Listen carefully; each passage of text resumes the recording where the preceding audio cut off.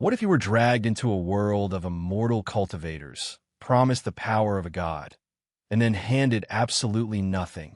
This is the story of the weakest man alive, and how he accidentally became the most feared name in the cultivation world. Meet Feng. He crossed over from our world with a cheat system that swore it would gift him unrivaled martial arts, a personal training ground, and yes, a beautiful harem. Every skill maxed out. Divine boxing, godly swordplay, the works. It sounded like the perfect fantasy life. There was just one catch. To cultivate anything in this world, you need a spiritual root. And when Feng got tested, nothing. No spiritual root. Not a trace. 4 or 5 long years he went back again and again, and the answer never changed. He is the one person in this entire world who can never cultivate. So he gave up. If a rootless nobody can never be the main character, why fight it? He decided to become a salted fish and started hawking cheap hand-drawn picture books on a street corner just to survive. Except those worthless doodles hide something not even Feng understands. A cultivator stuck for years reads a single page and instantly shatters her limits, breaking through to a whole new realm. Now the entire cultivation world is whispering the same thing. A hidden, unfathomable god is walking among mortals. He thinks he is trash. They are about to place him above 10,000 people. Let's get into it. On the Xinjiang continent, a lone figure sits cross-legged at the base of a towering pillar of golden light, raw energy and glowing runes exploding into the sky all around him. Cut to a goofy, bald muscle man beaming at the camera, sparkles everywhere, announcing, "Hello everyone, I am Garbage Ash, and I have discovered an unusual new version of immortal cultivation." He strikes a pose in a maid outfit and promises it only takes 3 minutes doing what he does, and you will fall in love with cultivation.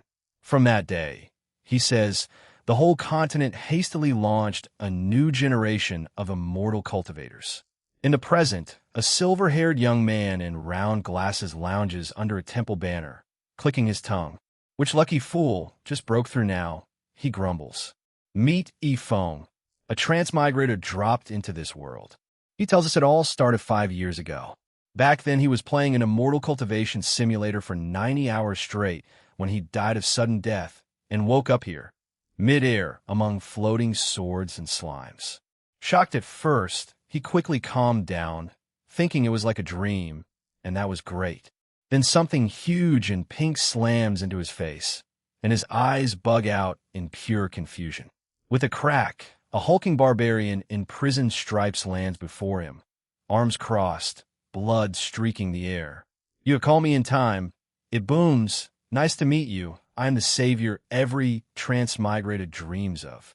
The muscle-bound creature leaps into the sky with a triumphant thumbs up, sparkles blazing, declaring itself the system, the golden finger, while tiny Feng sweat drops on the ground.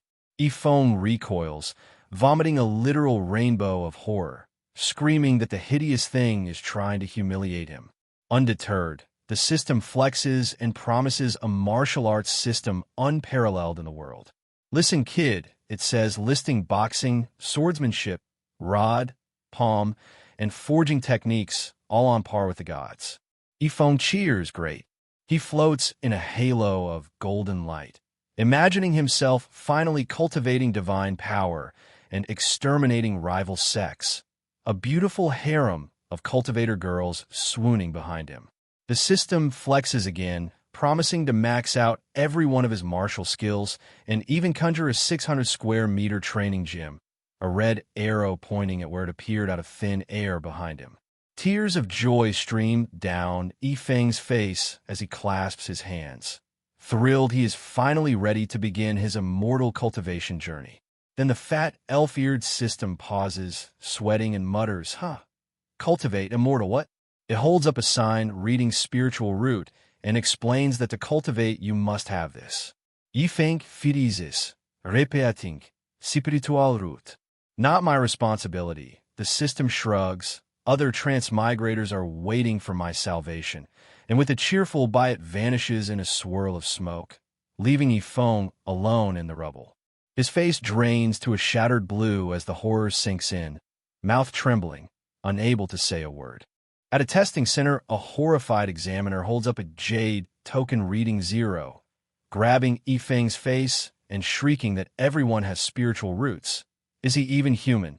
The road to immortality is simply not his destiny. For 5 years, Feng narrates, he went back to the Jiangping Spiritual Root Testing Center again and again. And every single time, a fan of glowing jade tokens returns the same verdict: no spiritual root, no spiritual root, over and over. So what if he can never dominate the world or feel the thrill of advancement? He tells himself, eyeing the towering ranks from martial practitioner all the way up to martial celestial, none of it has anything to do with him.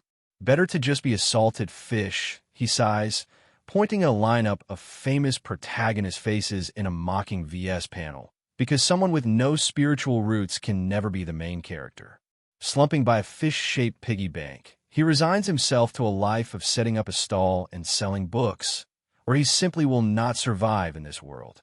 His eyes snap wide as an elegant, busted silver-haired cultivator strides past a stall with a little orange pig-tailed girl, who gasps, "It's a cultivator, sister, look, I have never seen these books before."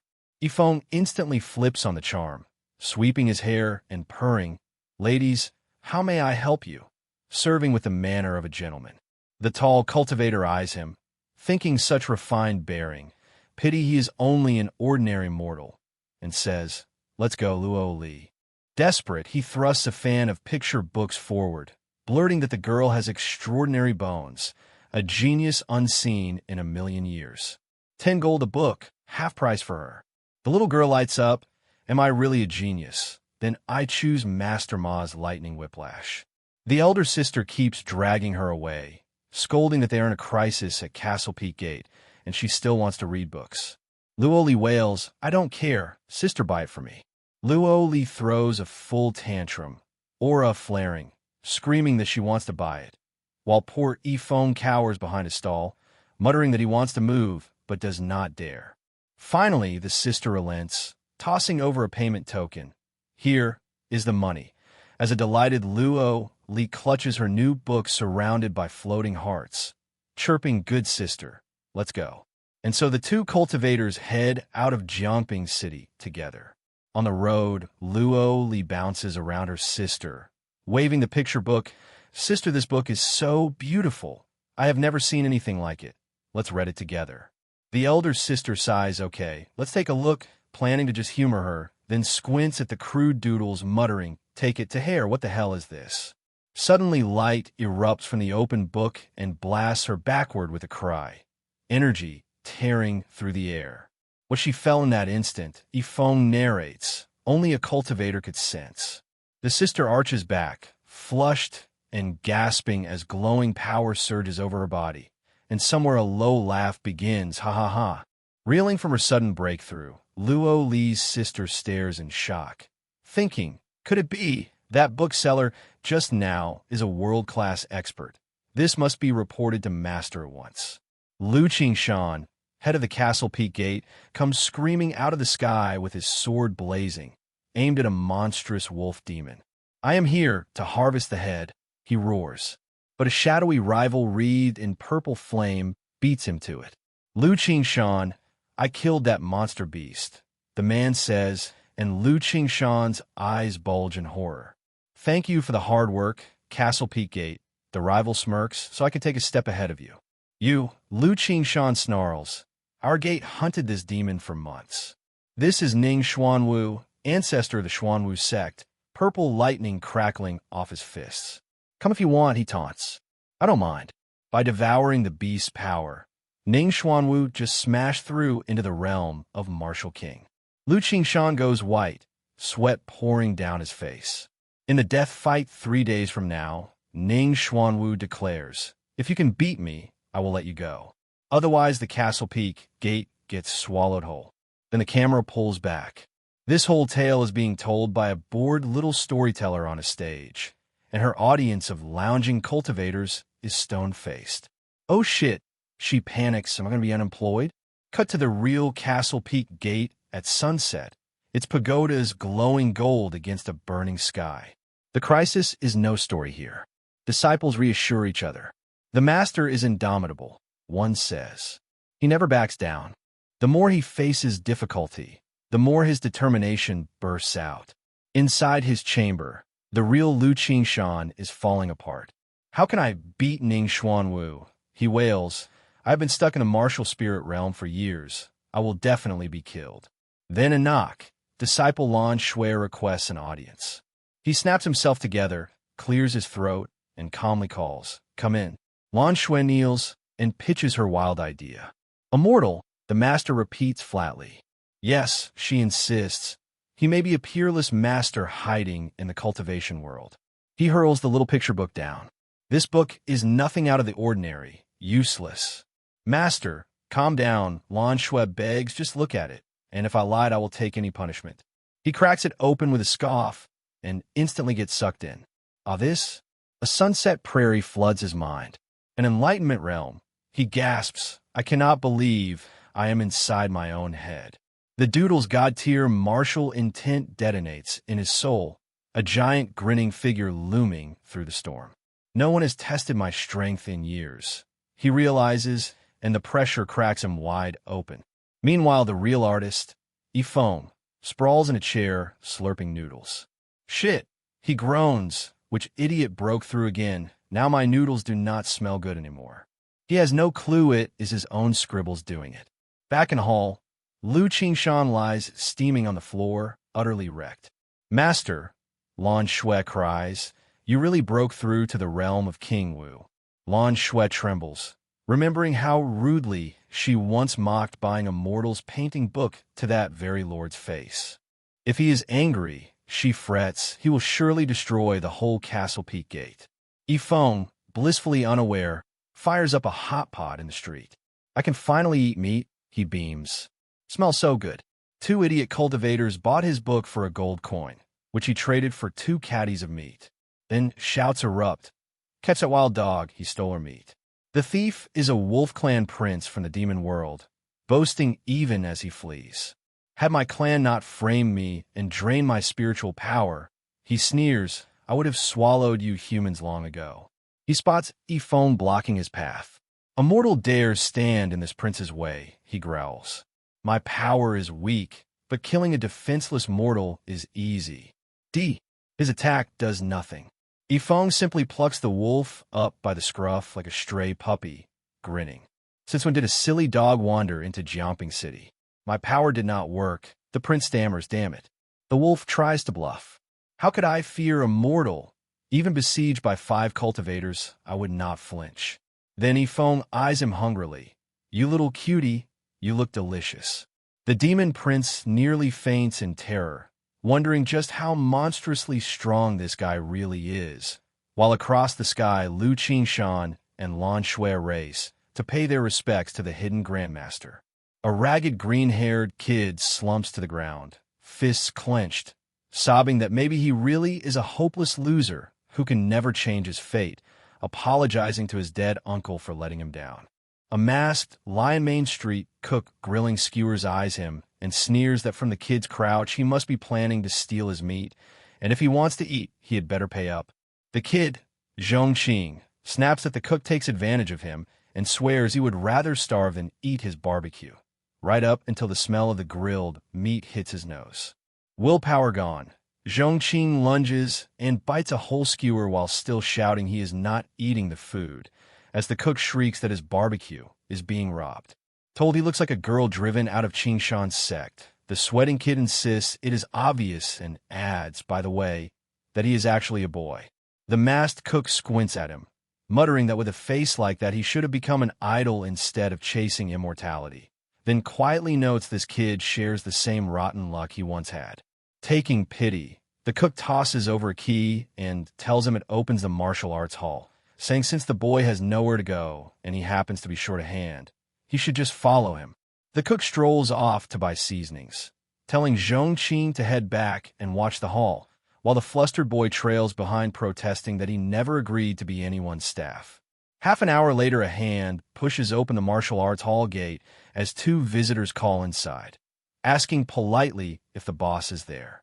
An old mustached cultivator freezes the instant he sees the crude picture books on display, eyes bulging as if the childish doodles are radiating overwhelming power. Golden energy erupts around him as he trembles at what a powerful force the paintings hold, babbling that they are dragging him into some cosmic duel.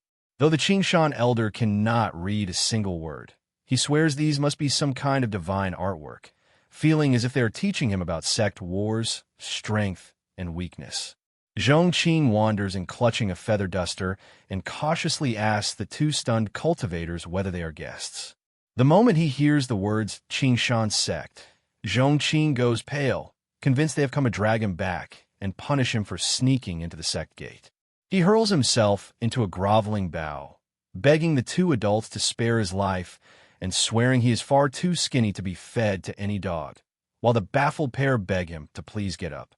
The old cultivator misreads the whole thing, scolding Lan Shui not to be rude and musing that just as Buddha tested believers, this boy must be testing whether their hearts are pure. Fixating on the feather duster in Zhongqing's hand, he decides the object removes dust, which means removing distracting thoughts, and only by casting those away can one accomplish anything.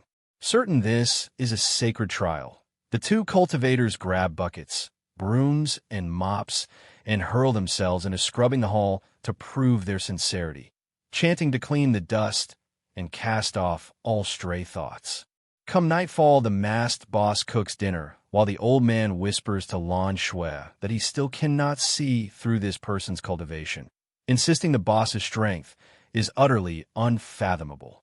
They gape as his plain kitchen knife flashes through the ingredients, the old cultivator marveling that the sliced food looks reborn under such an ordinary-looking blade technique. A massive chained demon wolf, which they claim is the rarest of monsters, roars and breaks loose, ready to fight to the death at the dinner table. The boss releases the beast at the last second and even cradles it like a pet, and the cultivators weep that he is truly kind, while Lan Shui reminds her master this is no time to get emotional, reasoning that a man who could stun a peak demon wolf must own real treasures. Lan Shui drops to her knees and begs him to lend her his knife to save her sect from extinction. The masked boss just shrugs and holds out his humble kitchen cleaver, telling her to take it since it is worthless, and he churns out 2 or 3 of these knives a day. The pair accept it with awe, secretly aching at how pitiful this hidden master must be, so poor he cannot even afford a proper kitchen knife, and vow that their rival Ning Xuanwu is now doomed. Far away in the Xuanwu sect's secret room, an envoy named Yu Wujia bows to the muscular ancestor Ning Xuanwu, who tells him to drop the flattery and just spit out his news.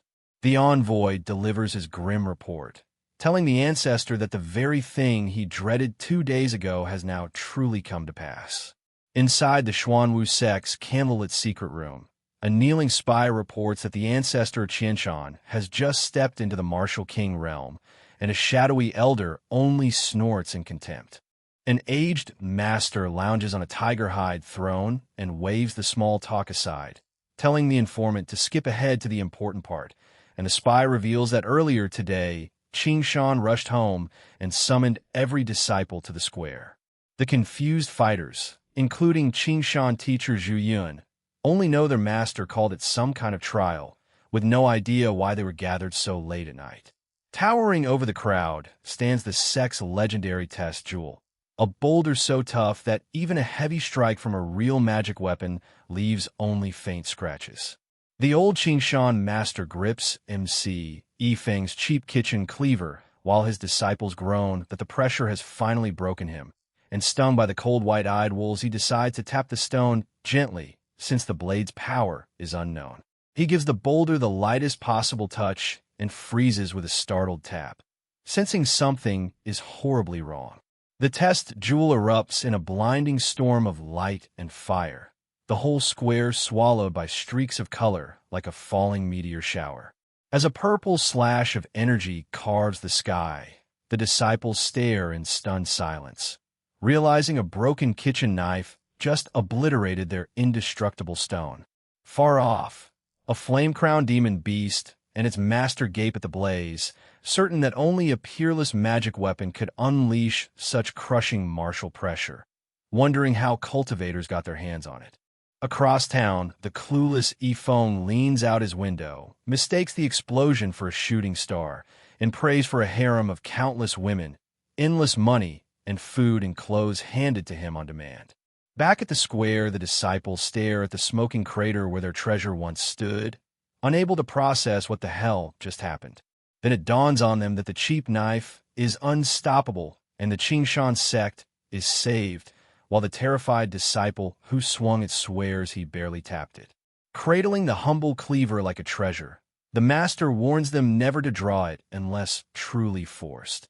Convinced its power is beyond his control and that its maker-master stands above the martial ancestor realm. Emboldened, the master roars that the day after tomorrow Qingshan will meet the Xuanwu sect in a fight to the death. Word reaches the Xuanwu elder, who narrows his eyes and reasons that Qingshan's modest talent could never break through this fast, so a hidden benefactor must be backing him. He turns on his trembling spy, flicking over a glowing pill and reminding him the ice-toad poison has been eating at his body for 3 straight days.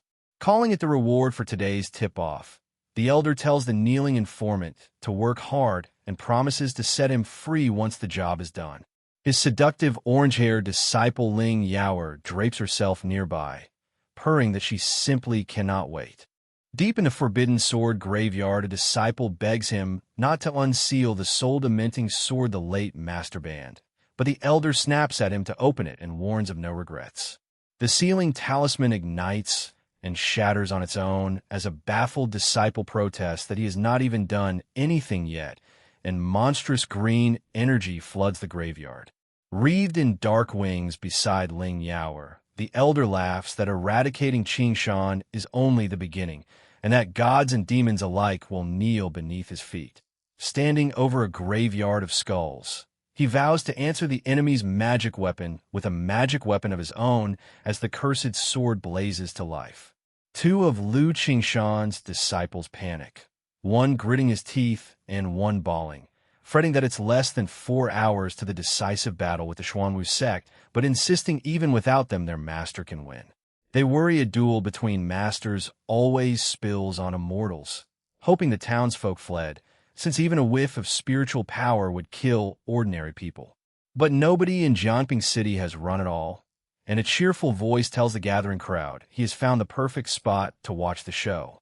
It's transmigrator merchant Feng, grinning that he has no idea who's fighting, but this many spectators from the city's highest point means one thing: a business opportunity. He rents out handmade binoculars for 1 gold apiece, and the packed crowd shoves money at him, screaming, "Master, I want one." On a distant snowy cliff, the tiny golden figure of the enemy waits, while rows of spectators crane to see, and 2 grim masters lock eyes. Old white-haired Lu Qingshan faces the golden-bearded Ning Xuanwu, who sneers he never expected Lu to dare show up.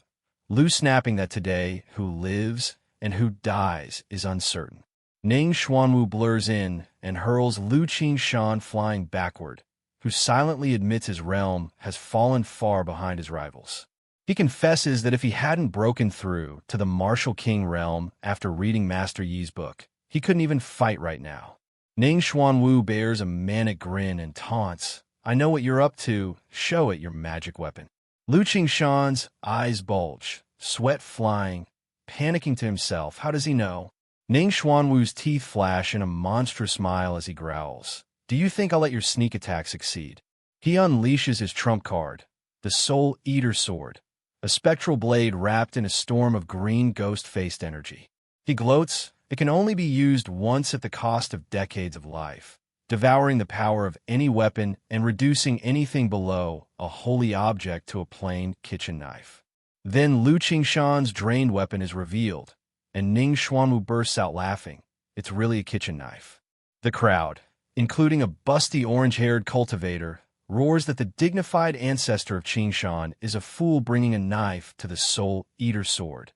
One man howling, "Kill the pigs." Surrounded by walls of ghostly energy, Ning Xuanwu jeers, "Come on, show me how strong your magic weapon your broken kitchen knife really is. Lu Qingshan trembles and sweats, thinking he's lost all momentum, then remind himself he only borrowed this knife from mastery. A booming shout cuts across the field. How can you give up so easily? And Yifeng leaps front and center as spectators lift their binoculars. But Yifeng only cares about profit, whining they finish too fast, so his dozen binoculars were made for nothing. And since they're all rented out, even he can't see what's happening down there. Lu Qingshan mishears it as devotion. Awestruck that master, he brought this whole crowd to the battlefield just to cheer him on. And there's more. He swears he heard master, he personally encouraging him, a supreme honor. Ashamed he was so timid he nearly disgraced this sacred knife. Reignited, Lu Qingshan declares he knows exactly what to do now. Ning Xuanwu mocks him from within his swirling ghost swords, panting, "What's the matter, planning on chopping cans with that cleaver?" Lu Qingshan roars, "Come on then," and charges straight into the wall of soul eater energy, knife raised. With one ordinary kitchen knife swing, he cleaved through the storm in a blaze of golden light, shredding the green ghosts apart. Ning Xuanwu's face freezes in disbelief as his soul eater sword shatters to pieces and he screams in agony. The borrowed kitchen knife detonates into a massive golden crescent that erupts across the mountaintop. The dust settles on Yifeng's accidental legend, growing yet again, to be continued. Blades of light and searing streaks tear across the sky as two sects grind each other to pieces in a brutal mid-air duel. A red-masked warrior woman roars at the white-haired Lan Shui to seize the moment, kill the Xuanwu sect, and drive them back to their lair today. Then a single shout cuts through everything. "Don't chase them." An armored elder flips backward, glaring up as Lan Shui protests that now is the perfect chance to destroy the Xuanwu sect. The elder tells her to look, saying, "Master," he simply stood there and watched in silence. And if they keep fighting, he fears the great man will be displeased. He lifts the borrowed artifact and reasons that Master E, who cares nothing for fame or fortune, wants neither side destroyed.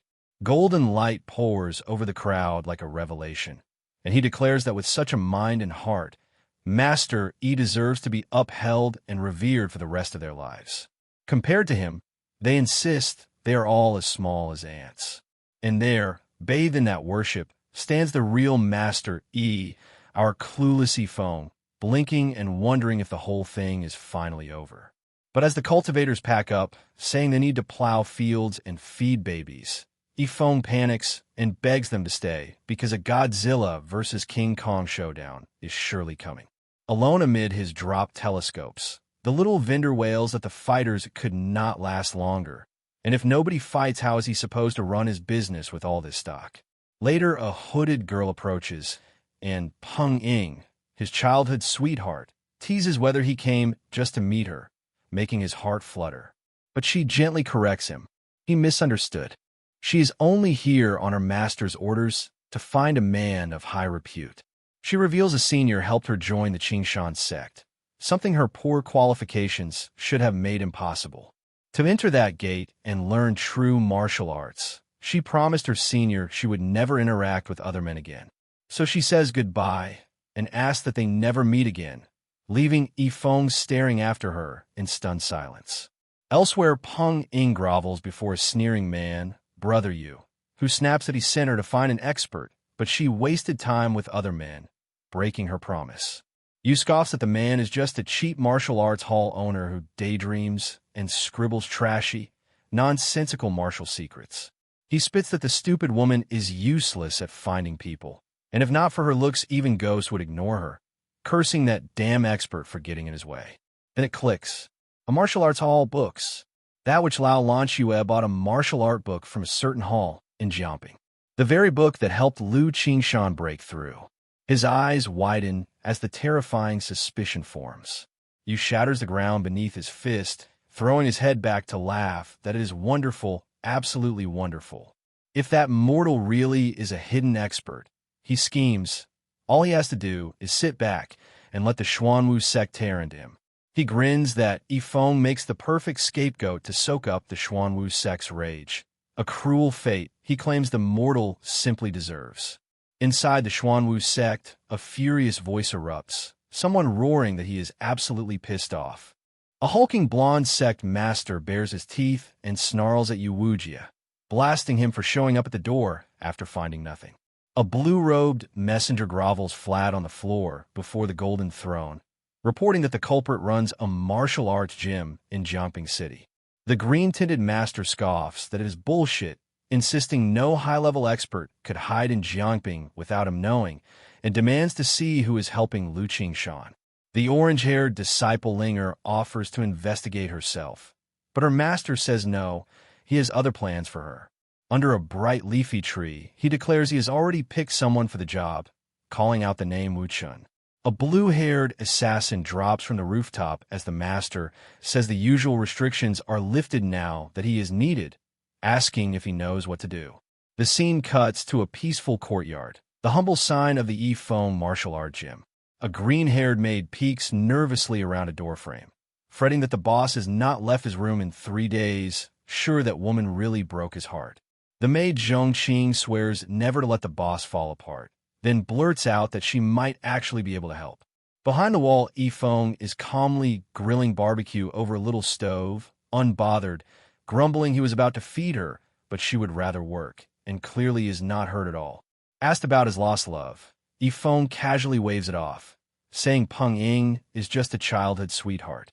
Haloed in golden light with a skewer in hand, he declares women only slow the speed at which he makes money, and worse, the speed at which he can barbecue. He orders the wide-eyed maid to go sell his picture books, since he wants to upgrade his carriage next month, and it all rides on her. Zhongqing flips through the bizarre titles. Stories of men from 3 nations, a group of women and 1 man, 3 women and 105 men. Baffled that such strange books could ever sell, she trips and tumbles out the door, the stack flying from her arms. Meanwhile, in the rocky suburbs of Jiangping City, a desperate voice cries out, begging for anyone to help. The evil cultivator Wu Chun pins a victim by the skull with a glowing blue axe, sneering that not even the King of Heaven could save this idiot. Grinning, Wu Chun swings his eerie flaming blade across a beast-strewn wasteland, muttering it only matters if the taste is good enough to fill his stomach. He says he only hopes the man running the martial arts gym can finally satisfy him. An old man in white steps out atop a heap of slain beasts, advising Wu Chun to be forgiving and not go to Jiangping, since he himself is headed there to visit an old acquaintance. The elder warns him flatly that he is not allowed to mess around. Enraged, Wu Chun screams die and lunges, but the old man calmly raises a single hand to meet the strike. Wu Chun recoils, eyes blown wide, realizing this old man holds a realm above Martial King. When the dust clears, the elder stares hard, wondering what the kid just pulled out to survive. A red crystal blazes in Wu Chen's grip, and the old man gasps that it is a sacred stone, an emperor's treasure that in an evil cultivator's hands could doom a small city like Jiangping. Battered but alive, Wu Chun pants that he only survived because he carried that treasure, otherwise the blow would have killed him. Steadying himself before a quiet gate, he notes he has already wiped out every other martial arts gym, and this one should be the last. Storming toward the Yifeng gym, Wu Chun taunts his next target to show him what it is truly capable of. A jagged red relic floats in a storm of purple light. The sacred stone, an evil object the Xuanwu sect's founding ancestor once used to slay immortals, said to turn the odds even against the higher realms. Back at the sect, the masters lounge in comfort, telling each other they only need to wait for their man Wu Chun to bring back the good news. Cocky blue-haired Wu Chun struts up to the shabby martial hall, a flame flickering in his fingers, sneering that this dump does not even have a name and is total garbage. A bandaged hand snaps out from inside and answers him with a needle-thin lance of blue energy. Wu Chun shrugs it off and strolls right over the threshold without a glance, cracking the broken plaque, cheerfully asking where they should start destroying next. Then the doorway erupts, a blinding pillar of golden fire and glowing glyphs blasting straight up at him. Wu Chen's eye snaps wide, his pupils shrinking to a as the searing gold light swallows him whole. Down in the blaze, the hidden master grins, red energy coiled around his fist, casually noting that fortunately he can handle just about anything with it. Wu Chun is launched screaming into the sky, wailing at the top of his lungs as the golden column carries him off. His face bakes to a horrified, toasted brown, question and exclamation marks bursting all around him. He rockets away for good, and the priceless sacred stone slips from his grip, tumbling down onto the road below. A white-haired boy with a yellow forehead streak wanders up beside his little green-haired sidekick, blinking down at the relic and wondering who dropped this really beautiful stone. He turns the glowing red treasure over in his hand, watching it sparkle, and figures he will put to use. He crouches and jams the world-ending sacred stone into a crack in the wall to patch it, delighted the size is just right, while his sidekick gapes in pure horror. Elsewhere, the boy, Brother E, plays chess with a wiry old man who admits that at first he thought they were equals, but the closer he looks, the less he can see through him. Feng inwardly groans that this old geezer is back again. Then Drilly says of course the man cannot read him, since he is the one who taught him this chess. The old man agonizes behind his crossed arms, sweating, wondering in awe whether this kid is genuinely stronger than he is. His eyes bulge as he spots the sacred stone wedged into the wall, gasping that such a treasure is being used as filler and asking whether the evil intruder was executed on the spot by Brother E. Feng pats the stone smugly, bragging he can pull it out any time. So what about you? Then bows and politely thanks the old man for letting him win. The old man throws his arms up in triumph, a long tool spinning overhead, crowing oops as he shows off his own prize. He presents a gleaming multi-pronged rake, purring that his back is itchy and asking the boy to scratch it with this sacred weapon, the dazzling seven-tooth holy rake. Feng just points at it flatly and says it is rusty, throw it away, adding it must be really inconvenient to do farm work with. It finally clicks for the old man, tears welling up, as he realizes this brat keeps luring him into chess and losing on purpose just to get his farm tools repaired, wailing that the kid insulted the artifact he is so proud of. Fuming through red-hot speech bubbles, the old man vows that since the boy looks down on his seven-tooth holy rake this much, he wants to see what else the kid could possibly produce to match it. Inside his shabby forging house, Feng hears that the old cook who once borrowed a kitchen knife has come back to pay his respects. He waves it off and says let them in, he'll come out as soon as he finishes hammering the farm tools. A busty young disciple mutters that surely no one important could live in a dump like this. Her old master snaps at her to swallow her attitude and behave in front of a real expert. The master reminds her they all witnessed the terrifying power of that knife, and if master ends up unhappy, the consequences will be disastrous. She mutters that he's blowing it way out of proportion. Then her eyes catch something and she freezes mid-breath. Propped up like a piece of junk is what looks unmistakably like a legendary sect founder's weapon. And it isn't displayed with reverence at all. The priceless relic has simply been jammed into the wall to mend a broken threshold. She yelps and scrambles after her master, begging him to slow down and wait for her. She whispers that something is deeply wrong with this shopkeeper's origins and they should just leave now. The master hisses back that she's talking nonsense and orders her to keep her eyes open and look properly. Then they both look up and their jaws drop. As Feng swings his hammer, a colossal golden dragon seems to coil and roar right out of the sparks. A dragon? A tower of golden light erupts from the little workshop. The master tells himself these are small scenes, and there's no need to panic, even though the girl shrieks that he is obviously the most rattled one here. The girl's nose starts bleeding as she stares, refusing to believe it, wondering if her own eyes have somehow been blinded. The master gasps that it's genuine. The fabled seven-tooth holy rake, the very weapon legend says a goddess once used to wipe out demons. They realize the shop owner radiates the exact same martial intent as the rake, so the sacred weapon must be his. Anyone who can wield a holy weapon, he murmurs, stands at least above the martial emperor realm. The master suddenly recognizes the face. This man resembles the madman who once slaughtered the 6 towns of Xinjiang, though that killer vanished 30 years ago, so surely it can't be such a coincidence. Both of them go pale and sweating, their faces cracking with cartoonish terror at the monster standing before them. The plump old cook cheerfully waves them over, asking if they've come to find Brother E and offering a cup of tea. When they stammer yes, they're stunned that this so-called expert actually agreed to see them. The disciple pleads that they should just hand over the knife and their gift to the expert and get out. Her master grimly answers that it's already far too late for that. Meanwhile, completely oblivious to the panic, Feng wipes his brow and sighs that his work is finally finished, cradling the gleaming rake. He gives the reforged weapon a satisfied test swing, grinning that it turned out great and feels really good in the hand. The visitors spiral. Just who on earth is this man? And why is he now walking straight toward them? The disciple frantically asks her master what they should do. Feng trots casually past them dragging the huge rake, and to their awestruck eyes, a man who witnessed such a world-shaking spectacle, yet stays this calm, must have a heart as still as water.